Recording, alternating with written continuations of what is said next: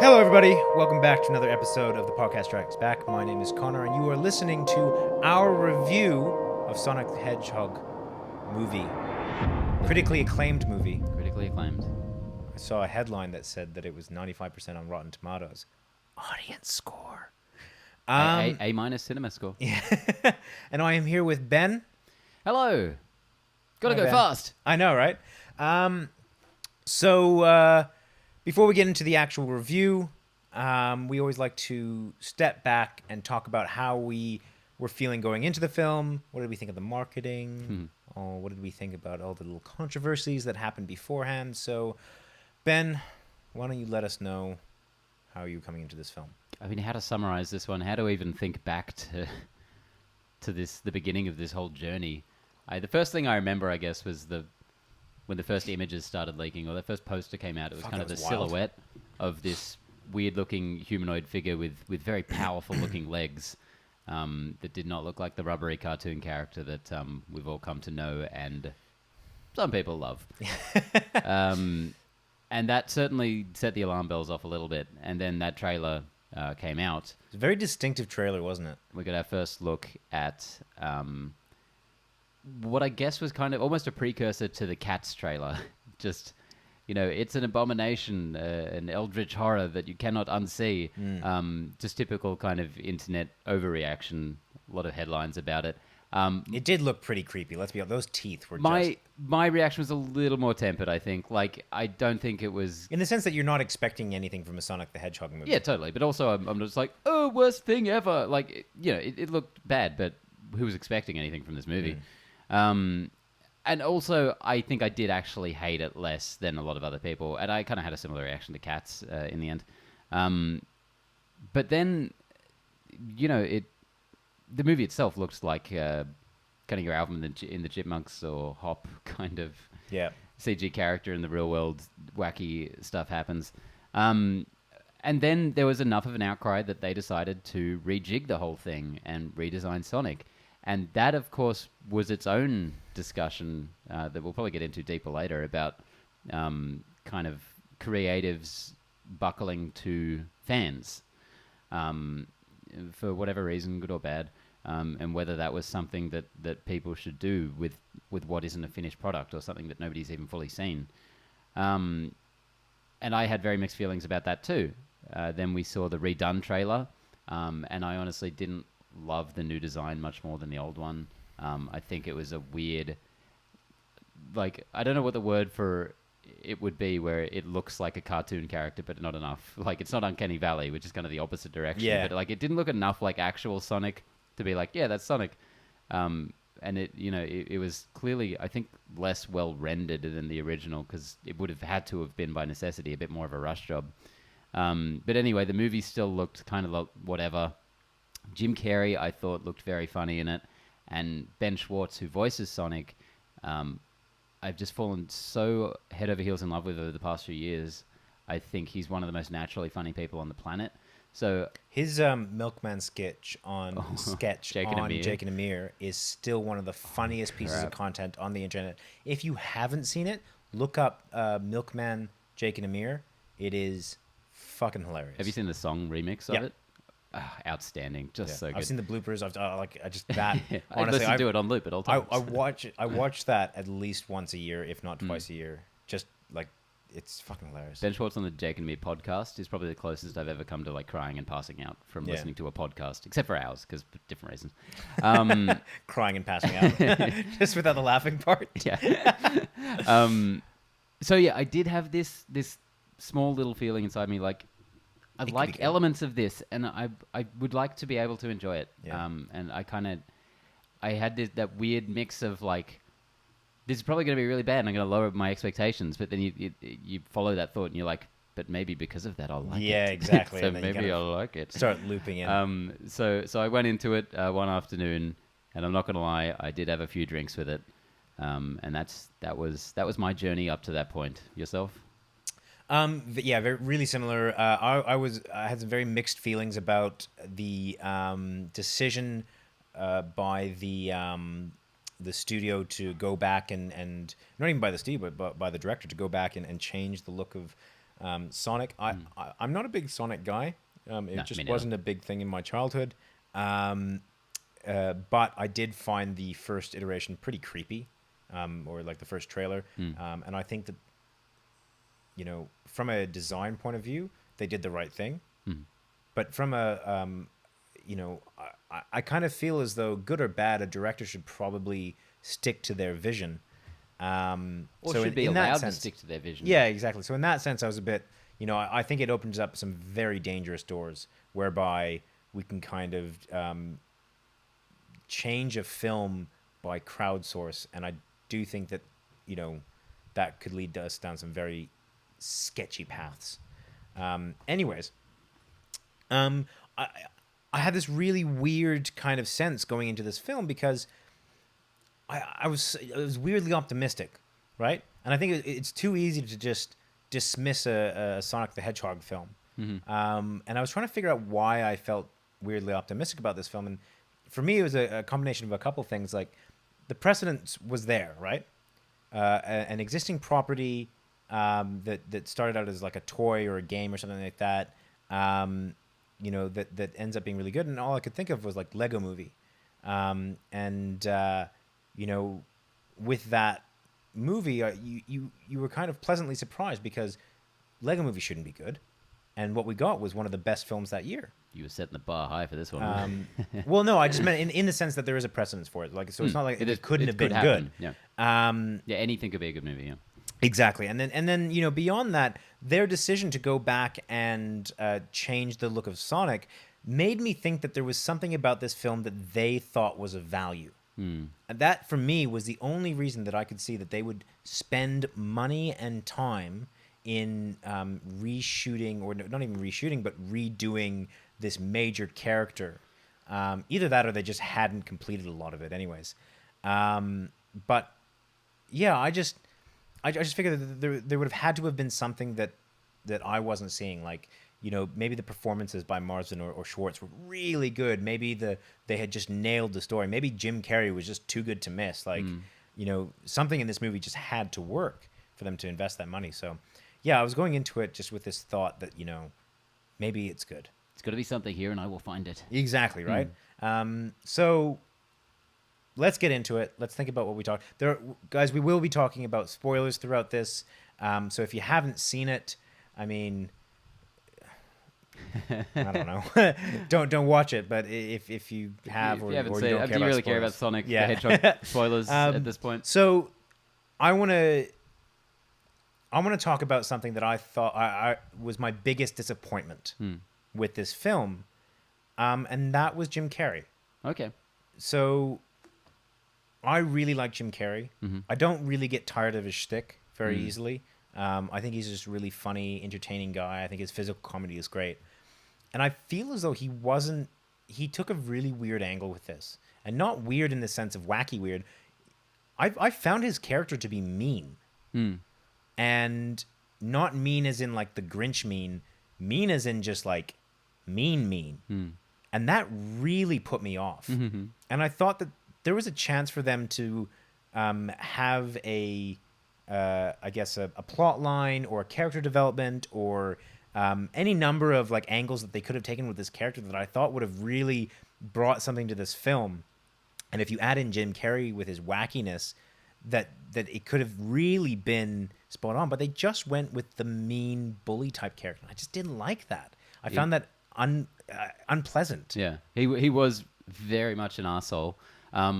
What really struck me straight away, and I don't know how I didn't get it straight from the trailers, was I just felt like he was playing Ace Ventura, but like an older, angrier Ace Ventura. Like, Ace Ventura always kind of struck me as like a bored, frustrated sort of genius character, because he could pretty much do whatever he wanted in the world, it seemed, and manipulate everyone, but he was just being a goof. But that's the thing, right? In this, like, in Ace Ventura, he's a goof. Like, he doesn't have any malicious intent. He's still pretty mean to a lot of people. But that's the thing, right? So is the Grinch, Ace Ventura. That, like, they're all mean to characters in those worlds, but there's no malicious intent behind them. At least that's not what I got. In this one, it felt malicious. It felt mean. It felt like kind of like almost petty. No, I get what you're saying. Like, he was, like, relentlessly cruel to people who were, Yeah. like, just there doing their jobs. However, and unfortunately for you, I guess, I just found him to be hilarious. Like, I thought he was... It's not unfortunate for me. Unfortunate for you, like, that you didn't. Oh, That's yeah, a I see what shame. you- yeah. Because I just enjoyed him from beginning to end. I thought he was the funniest part of this film. Oh, don't get me wrong. He was. Yeah. Very much so. And I thought he really captured the youthful energy from his older performances that I just haven't seen out of him in a very long time. And for someone who really grew up on a lot of those movies, it was really fun for me to see. Yeah. And I thought he looked amazing in the role, He even did. though the early misgivings of him not looking anything like Robotnik, for the bulk of the film at least, just they kind of just faded away. Because I'm like, I love this look on him. Yeah. Like, because he could so easily just look like an old man being really pathetic and comedic. And I'm like, no, he looks wicked. He looks so cool in this movie. I really loved his look in this as well. And, you know, look, his physical comedy is still there. Like, in moments where he was being goofy, I was so on board with this. It was just it just felt like these weird, dry moments of him being mean. Like, and again, it wasn't even, like, comedically mean. It was, like, it felt like dry. So, yeah, like that for me, I think that might have even been a factor of expectation. You know, I put an awful lot on his character to carry this film, and I just really felt like, you know, it didn't reach the standard that I was hoping it was going to reach. Yeah, it's a shame. I feel like this film, as much as all film is completely subjective, I feel like this film is going to be especially so. If only because the aforementioned drinks I had going in. Yeah. But yeah, I really consider him a strength of the movie. And also you know, I watched this alone, like in a very sparse theater. Me so too. like it wasn't, you know, but I was so. But I had my friends. Yeah, exactly. To bring this right back to the beginning of the film, it definitely starts off in Oh, a slightly scary area because you it son of- it like- begins in media res, like at the end of the movie. He's running around the city, freeze frame. This I is guess me. you- I'm Sonic. You must be wondering how I got here. And Do I'm you know like, I thought of you as soon as that happened because you mentioned mentioned about that Birds of Prey. really recently, and Yeah. I was like, oh, I can't believe they're doing that. It's like 2 movies in a row did the same thing, and I'm like, I can forgive it for this actually because it's a What? kids movie. No, But Birds So, of alright, Prey, I was like, what the fuck are they doing this for? Can somebody, anybody really, explain to me what is the narrative purpose of that? Like, why? No narrative purpose, but I can see Why why is you'd it want to there? throw it straight into the action. Like, I was honestly, like, a little hooked in the way the movie begins with Sonic just tearing ass through San Fran with Eggman in his ship flying after him. Like, oh, cool, we're getting right into this. And then it did that. I'm like, oh, okay, no, we're not. But, yeah, I can kind of see the point. But, yeah, I take your point. It's a dumb thing to do. Yeah, And no movie should do it. But I think Birds of Prey was a worse example for me, personally. well, I mean, but this is the thing, right? With Birds of Prey, there's an actual reason behind that. Like, there's a narrative purpose. Like the whole story was about being told from her perspective, and it was an unreliable narrator. For this, I don't see any narrative purpose. I don't see any kind of even like stylistic purpose. So, yeah. So shaky start. Shaky start. I did like the whole Sonic backstory. Like, you know, the owl Raised by an owl called Yeah. Longclaw. And I was like, you know what? That I was kind of on board with because I was like, we're kind of leaning into the ridiculousness of this. Like, I like that they really delved straight into, you know, he's from another world. Yeah. And it's a fully fleshed out place that we're not going to see in this movie, but it is there. And what I really liked about that, which I feel like was a small thing that added so much to the Sonic character, was that he got abandoned on Earth 10 years before the events of the film. So that is a major, like... this isn't an Alvin and the Chipmunks. Whoa, we're an Earth. We're a fish out of water. He's pretty much an Earthling. He's been living there most of his life. Do you know what this is? What kind of really frustrated me, because they tried to have their cake and eat it too. Because they set, I think they did this really excellently. They set it up. They had him there for 10 years. They, you know, he was reading Flash comics. I'm like, sweet, this is someone that actually understands the pop culture. It's not just, you know, that he understands the mechanics of Earth. He actually fits into the zeitgeist of Earth. And then it sets up, but it also just, while we're at it, it sets up a good kind of character beat for him, which is that he's extremely lonely because he knows he can't be seen by anyone in this town, all of whom he knows because he's Yep. an invisible being watching over them. So he almost considers them his friends without them ever having seen him, which is a really cool place to start for a character. Yeah, and I thought that from a plot point was really excellently done. What I didn't like is that, you know, the next kind of beat that you get in the film, or the next, I guess, not even character arc, but the next thing that you have is him being a fish out of water. And for me, that really felt cheap. Because I'm like, you're talking about a character that's been here for many years, that has clearly read books, and not only that, but it directly influenced the mechanics of the film, in that he didn't know how to read a map, like couldn't get to San Francisco, like he was just incapable of, like, the whole reason that James Marsden's character had to drive Escort him there, him it just to San seemed Fran. utterly bizarre. So I have seen that criticism, and I get that this is a bit of like self-rationalization potentially, but and I don't know why I'm defending this movie like this, but I'm I glad that honestly, it placed you in a position where you have to like vehemently defend Sonic the Hedgehog. I honestly read that moment as reading for the character, because lonely as he was experiencing human contact for the first time in his life, and he saw an opportunity whereby he could go on this trip with this guy who he he could become friends with, and so he like just runs into the ocean and says, "Come on, man, I need your help." Because it is such a ridiculous thing, the idea that Sonic the Hedgehog would need James Marsden, speed cop to help him out. And if that was the only case of them trying to use that mechanic and use that plot point of him being a fish out of water and not understanding how things worked, then yeah, I would get that. And it would actually make a lot more sense as this kind of, obviously he does know, but he's putting it on that he doesn't in order to get him to drive him to San Francisco. But from that moment on, he's completely devoid of any knowledge of how Earth works or any kind of pop culture thing. He's read every Flash character, but just, doesn't understand anything about anything. Like that just He's been living in a cave, to be fair. I mean, yeah, but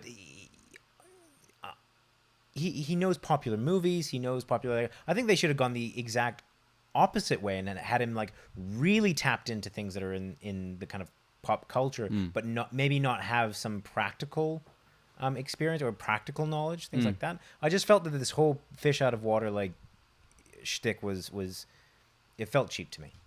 Yeah, I guess my recollection of the film's a little muddy, but it worked for me, and I was honestly just more than anything impressed because there is just so much potential for them to have just had Sonic, the rude dude with attitude, just like bust into this world and be like, "Hey man, I don't know who you do things around here, but I gotta go fast," and just like non-stop Which he annoying kind in of your did, face. but He was annoying, but very self-knowingly from the movie's point of view. Like he was annoying James Marsden a lot, but he also, I don't know, he had more heart than I would have expected from that character, and I thought Ben Schwartz really sold that in him. Yeah. So you just mentioned James Marsden. Do you think that James Marsden actually brings anything to this? Yes. As a I think that man is just boundless charm. Like, it's such a shame that he hasn't had more of a leading career. Because, in every role he has, he's like so sidelined. He's Cyclops and Superman's ex's boyfriend and shit. Whereas watching this movie, I'm like, man, he's so likable. He's incredibly likable, but I just don't think the writing did anything for him. I don't think they really gave him anything that he could really sink his teeth into. He's kind of just... I mean, it wasn't a hugely kind of meaty role, certainly, but him and his girlfriend, I thought, had really good chemistry. I really enjoyed them as or wife, maybe. I enjoyed them just kind of watching them as characters. I thought they were, pleasant is kind of a backhanded compliment, but I found a lot of that stuff quite pleasant. And I like the way he bounced off Sonic, or Sonic bounced off him, rather. Yeah. But that kind of brings me to the meat and potatoes of this film, which is basically their road trip.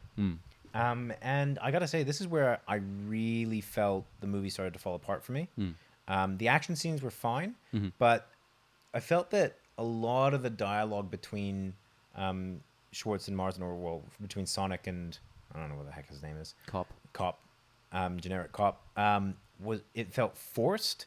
It didn't have any kind of... It was very expositional. And quite frankly, I just didn't enjoy it. I felt that it really let down a lot of things that this movie did right, and just didn't execute on some core premises that I thought were really clever.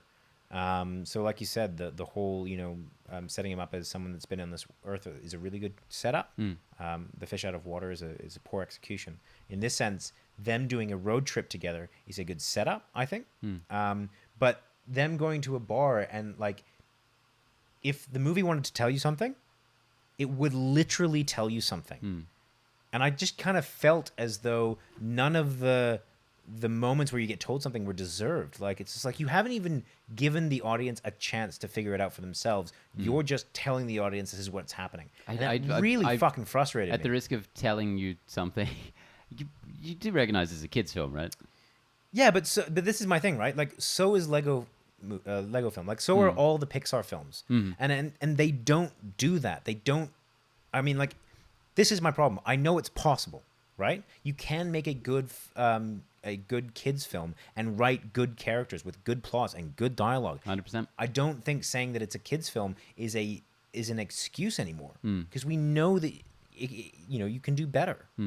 And look, I get if there's some like complex scenes, yeah, you're gonna have a little bit more exposition in a kids film. I get that, but at this point, it just to me seems lazy. I think something a lot easier to attack would be the fact that a huge part of the premise of the film and the character is that he's an alien and he can't be seen, and then he just goes into a bar wearing his shirt.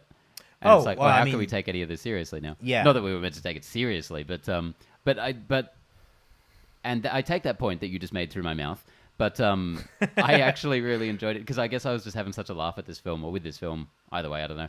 That when James Marsden goes in the bar and then Sonic like looks at the shirt on the dash or whatever it is, I'm like, please let him just walk into this bar like just wearing his shirt. Because as someone who like grew up on like Ninja Turtles, and they just walk around just wearing hats and trench coats. Yeah, they're just Ninja Turtles. But I'm like, this is kind of goofy enough for me to dig. But I mean, again, the movie didn't really feel self-deprecating, or like it didn't really feel as though it was trying to be goofy. It just genuinely felt like they were treating their audience like children. Yeah. And I get that it is in fact a kid's film, but I just don't think that's a good excuse. I don't think that's because we have any number of kids films that are well written, that are well that have plots that make sense.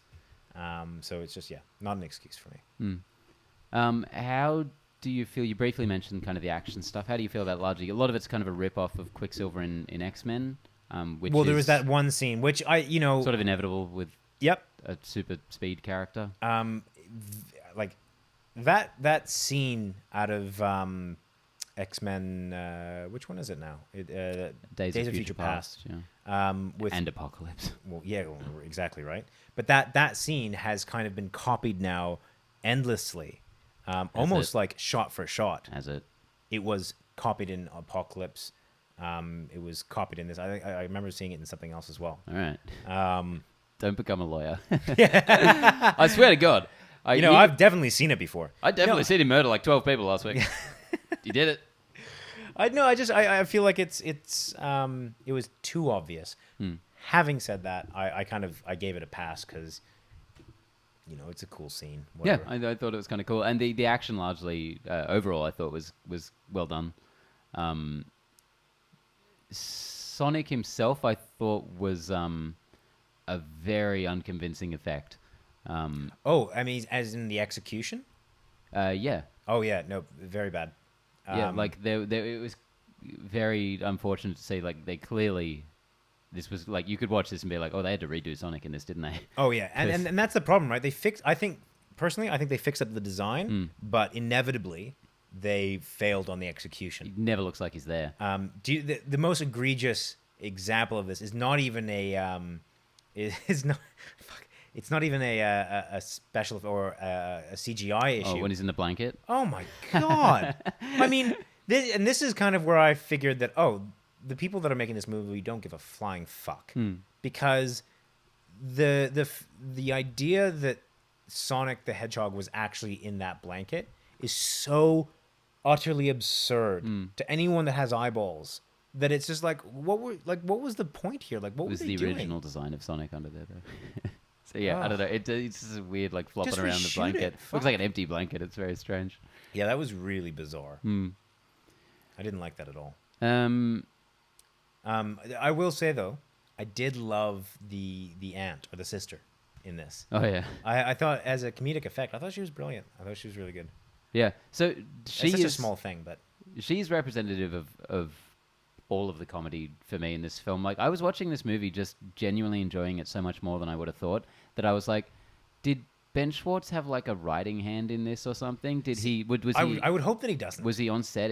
I just really enjoyed Because it. I thought it I was found the overall the dialogue, anything that wasn't like a quip or like a quick like joke, Mm. I found incredibly painful. Mm. And so I really hope that he doesn't have a writing credit on this because that would be very disappointing. Yeah, well, just the jokes specifically, I just found I had several laugh out loud moments, which was more than I would have expected from this necessarily. So I found that really impressive. The finale, the final showdown, I'll admit to getting like a little kind of revved up when I thought he was going to go supersonic at the end. I was not a that huge was Sonic a fan. very confusing moment for me because I was like in one I kind of know what you're talking about. Like it was a really impressive scene, but at the same time I was like, this movie doesn't deserve this. Like, I mean, you have done nothing to deserve this kind of triumphant, all the scenes that lent themselves towards emotional catharsis or some kind of payoff. Like I just felt like you've done no work in pursuit of this moment. And so I don't feel like giving you this moment. See, as someone who had enjoyed it the whole time, I was like, yeah, go get him, Sonic. And like, So not a the Sonic sad fan. moments, did you feel sad at all? Like even slightly? Probably. I don't even remember him. When he's saying goodbye to him at the end, Don't remember it. when they're on top of a building just before Robotnik shows up.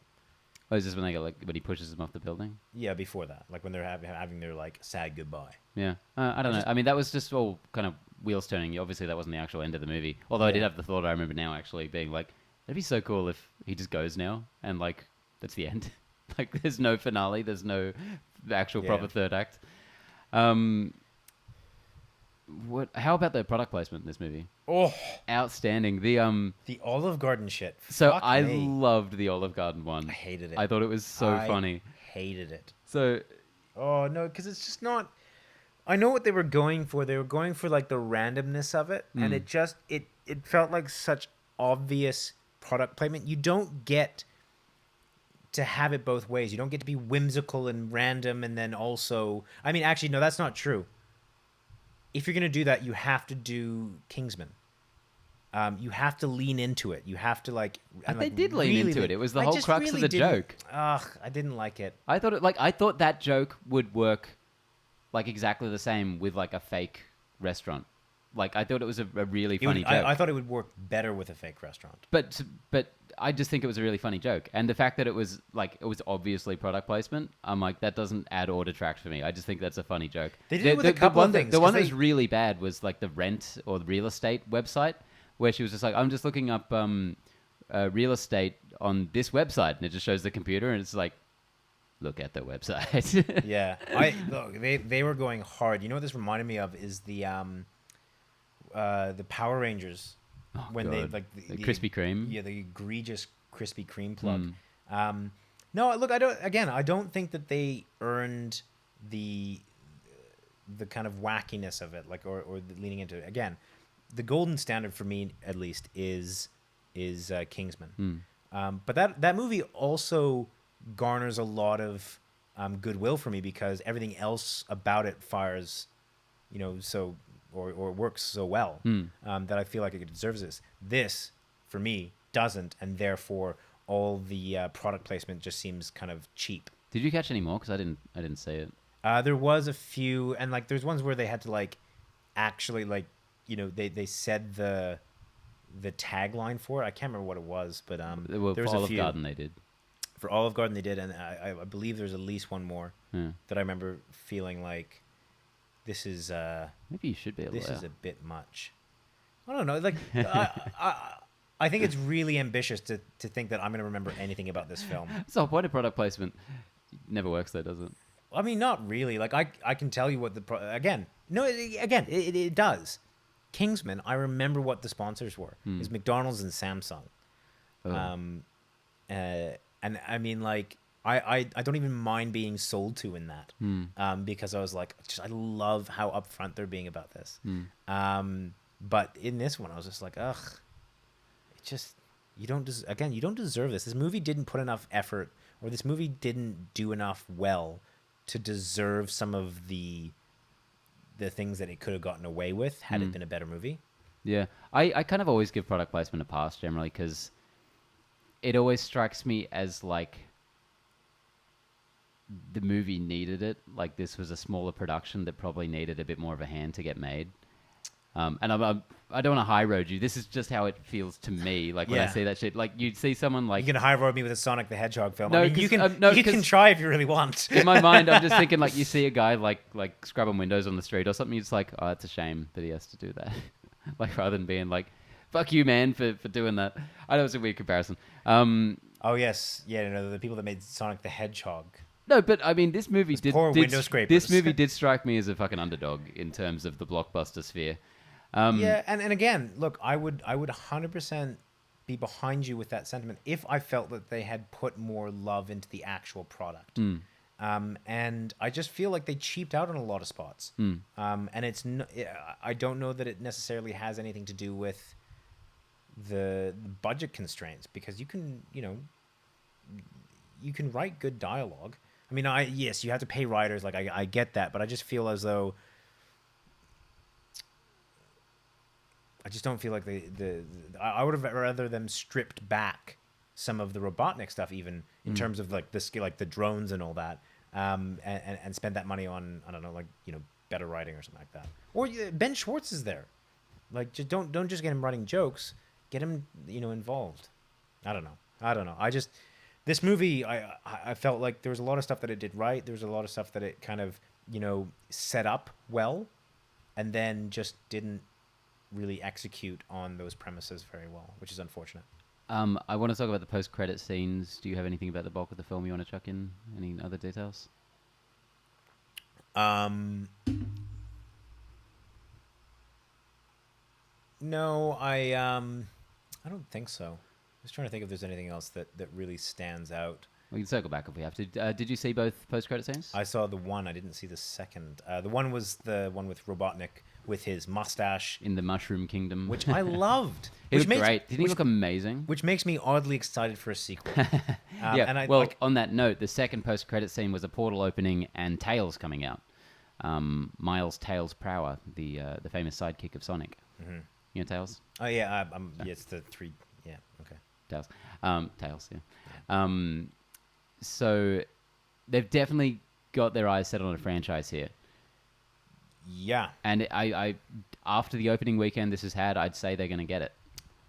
Yeah, and look, you know what? I'm inclined to be supportive of that because, like I said, I think that there's a lot of setup in this film that points in the right direction. And I really love I love the idea of Jim Carrey kind of leaning into the more, hopefully the more goofy mean as opposed to the dry mean that I picked up in this. I mean, for me, it's if they spend a little bit more time with the dialogue, a little bit more time with some of the plot points around, how they get places, and they don't just rely on chunky dialogue to move the plot along, then, I can see this being a good franchise. Yeah, I obviously enjoyed this film itself a lot more than you, but I think we can both sort of agree on the fact that, well, maybe not, but I think the major players, the characters, I think they did a better job than I would have expected or would have even been necessary for a movie of this type. Sonic, I really enjoyed. Ben Schwartz and Jim Carrey as Robotnik, I think, was a really fun performance. And I would happily watch more of them in a movie of even this one's debatable quality. Do you know who I did enjoy? Hmm. Adam Pally, who is Wade Whippy. I'm not just remembering this, by the way. Like, Oh, wait, Whippy. yeah, of course. Sonic his, character his Wade Whippy. deputy police officer, the kind of Yeah. the overwhelmed guy. Yeah, Adam Pally. As soon as he popped up, I'm like, Iron Man 3. I like that guy. He's really funny. Yeah, no, I enjoyed him, as well as the crazy conspiracy guy. I thought that was a really good gag. Like that there was one guy that figured that there was a blue devil around, and him coming out and be like, "I'm not crazy." And it was like that shitty Sonic meme drawing as well. I Yeah, think, yeah, is which awesome reference. So yeah, I like I said, there are little pieces of this film that I thought were really good, but just overall, I think that this movie feels as though no one really wanted to put in the effort in terms of just, it just feels like they cut corners when they're like, oh, how are we going to progress the plot? Oh, we'll just put in some chunky dialogue and we'll just make it move. And that frustrates me, man. That's a shame because I could understand you feeling that if that's your takeaway. I just had the opposite reaction. It felt like there was a really sincere attempt at making a movie here, which, like, Sonic just has such a storied history as a franchise of just a lot of garbage. Like, sorry, Sonic fans, I get loving a franchise or a character or an IP and having to defend shit. Yeah. Like, I'm a Teenage Mutant Ninja Turtles fan through and through, and a lot of that is awful. But this, honestly, it really felt like an attempt to do justice to a character people like, to make a movie people would enjoy, to make a movie kids would really enjoy. And from what I hear, they do. I mean, we mentioned at the top of the show, A- cinema score, which is... I don't give a lot of credence to cinema score because I gave Hereditary an F, which is insane. But it's good to see people enjoying this, I guess. I don't know. After something that was so ridiculed and so contentious on the way out. Yeah. Like, Cats certainly did not get this this reception when it eventually came out. Well, no one talked about it. No one gave... There was a lot of talk about it. I mean, there was a lot of talk about it, like, very before negative. it came out, and then it kind of came out, and everyone's like, it was bad. No, I That's what we still heard a lot of people like who had seen Really? it, just like they looked traumatized. I can't believe we missed that one. Yeah. So yeah, I guess I really have to emphasize that I did have a few drinks with this movie, and I can't say that didn't color my perception of it, but I honestly enjoyed it from beginning to end. I think the worst I would say about it is that it was fine, through and through. And the best I would say is that I had a really genuinely good time at several points through it. I laughed a lot, and when a movie kind of gets me on board, I think I have a tendency to give it more points as it goes. Yeah. I'm less likely to turn against a movie if I've enjoyed, say the first half of it. But yeah, really pleasantly surprised, but also not surprised because I kind of expected to be pleasantly surprised by this one. Yeah. For me, I just this movie kind of set up a lot of things that it couldn't execute on. I didn't really enjoy the writing, and ultimately left a pretty sour taste in my mouth with this. Apart from the Robotnik post-credit scene, which kind of made me a little bit excited for future endeavors in this franchise. But yeah, as far as this one, just not really good in my books. Finally, I guess, do you want to chuck it into the scale of video game movie adaptations? It'll be in my lower half easily. Of video game adaptations? Oh yeah. Like I this movie, I didn't like I. But we're talking about the spectrum of video game adaptations. So like I'd rather watch Prince of Persia than this. Wow. Or Silent Hill, or I'd rather watch Assassin's Creed than this. Yikes. I haven't seen any of those, for the record. So I mean, none of them are particularly good. Duh, they're video games. I think they bring more to the table than this does. Like, I think I also think I feel kind of like slightly annoyed by this because the fact that they went back and redid it really did make me think that there was something that was really good about this. And I feel that particularly because I wasn't really sold with Jim Carrey, which that kind of hurts me, man, because I really like Jim Carrey. I'm usually a really big fan of what he does. That, I think, for me, is just, it makes it disappointing more than anything else. Yeah, fair enough. Maybe I'd have to see this again, and maybe that's a very bad idea. But at the moment, this could be at the top of my video game adaptations pile. I haven't seen the ones you just mentioned, but Detective Pikachu. I mean, Silent Hill is.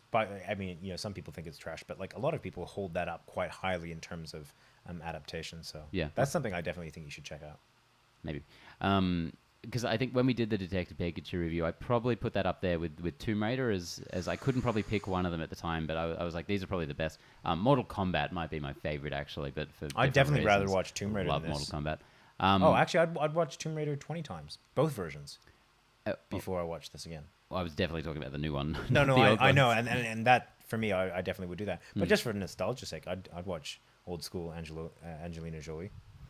So yeah, but at the moment, this could be the top one for me because I just really had a good time. Watch it again. I implore you to watch this again. Why do you want me to feel bad about a thing? No, because I want to be. I want to make sure that I want to be right. Yeah, I want to make sure I'm not crazy here. I don't want to feel like I'm just being grumpy and it's a bad movie. Well, unfortunately, yeah. And I'm never going to watch it again, and it's just remain this beautiful little thing in my mind forever. Actually, maybe don't watch it again. I'd rather you enjoy it. Thank you. Yeah. Oh well, let us know what you thought of Sonic the Hedgehog. Yeah. Especially if you're a Sonic fan, I would love to know. I feel like there'd be just a wide variety of answers to that. We don't have that demographic. Also, if you are a Sonic fan, let us know what's wrong with you. That's not. How can you have been burnt that many times by a franchise and still be into it? No, I would be really interested because I don't think that George is a Sonic fan. I'm certainly not. No. You're not. I would be really interested for people that are enjoying it. And then that was something that we came across when we did our review of Godzilla, which we were kind of positive of. Well, exactly right. And then we got blasted. Yeah, and it was really interesting. Like I still didn't change my mind of the movie. It wasn't suddenly like I was like, oh, good point. I think we grew to like it a lot more over its time passed, though. But I had a weird fascination with that film, but it had nothing to do with people being it's actually a good film. I'm like, but I did nonetheless find it interesting, and I was really fascinated by people's response and why people enjoyed it. I thought that was really cool. So if you're a big Sonic fan, let us know. And until next time, gotta go fast. Pew pew pew. With Sonic's guns. We're off. See you, Ben. Bye.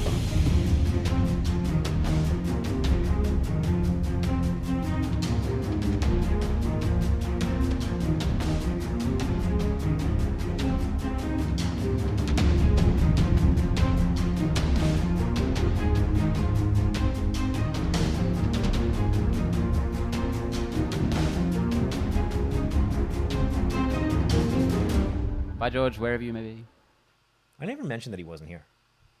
People will figure it out. When's George going to show up? He actually is here. He's just slightly off screen, and we just forgot to bring him on. If they're just listening to the audio version, they're like, man, George has been quiet today. Shit. Oh, well. All right. Later. Later. Bye. Thing, All that. Fuck, that's funny.